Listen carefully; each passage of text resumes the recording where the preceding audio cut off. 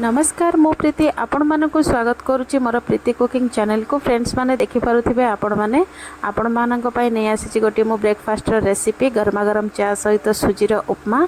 तो फ्रेंड्स माने आपण माने उपमा को बहुत तरीका रे खाई थिबे और बनाई थिबे, किंतु मो आज 2 रु 3 टी जिनिस को नै कि इजी तरीका रे बनैबी। तो फ्रेंड्स माने आपण मानक जदि मोर रेसिपी भलो लागिबो ताहाले सर्वप्रथम मो चैनल को सब्सक्राइब कर नेबे आ पाखरे थिबा बेल आइकन को क्लिक कर नेबे, तो लाइक करने, शेयर करने और मीठा मीठा कमेंट मध्य करने। तो चलते फ्रेंड्स रेसिपी को मुझे स्टार्ट करुच्ची। प्रथम मु सुजी को भाजी नेबी, सुखला कड़ाई रे पकईके या भाजी नेबी। तो सुजी भाजवा द्वारा फ्रेंड्स मैंने आमर सुजीर कंचालिया अंशटा ना सा बाहरी पड़ो। देखो सुजी ब्राउन कलर आकार में भाजी हो गलानी।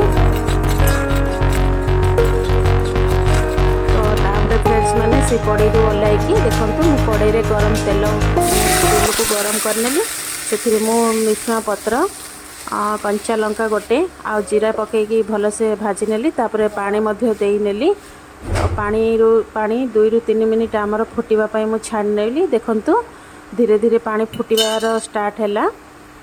तो पानी फुटी गला पर भलसे मु सुजी को या देहरे देई नेबी।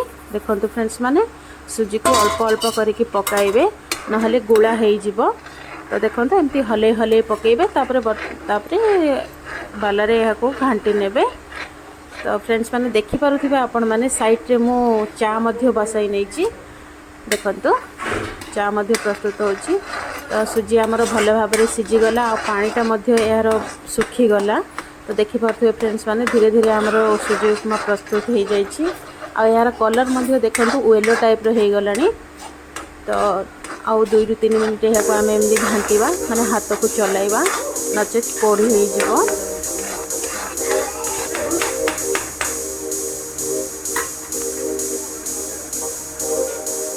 तो फाइनली वर्तमान देखंतु बनी जाइए आमर सुजीर उपमा। फ्रेंड्स माने आपण मानक पई मोर एई छोटिया रेसिपीटी जदि भल लगी थाई ताहले प्लीज मो चैनल को सब्सक्राइब करने और पाखरे थिबा बेल आइकन को क्लिक करने, लाइक करने, शेयर करने। तो आपण मानक केमिति लागिला ये रेसिपीटी आ यार टेस्ट केमिति लागिला तो मते कमेंट माध्यम रे जणाई नेबे। देखंतु फ्रेंड्स माने मो प्लेट को सर्व कर नेली गरमा गरम चा ग्लास सहित गरमा गरम उपमा। देखि पारथिबे बहुत हलुआ थिला उपमाटा आ खाइबा को टेस्ट मध्य थिला। जदि आपण माने चाहिबे यार चीनी पकई के मध्य खाई पारिबे फ्रेंड्स माने। Thank you.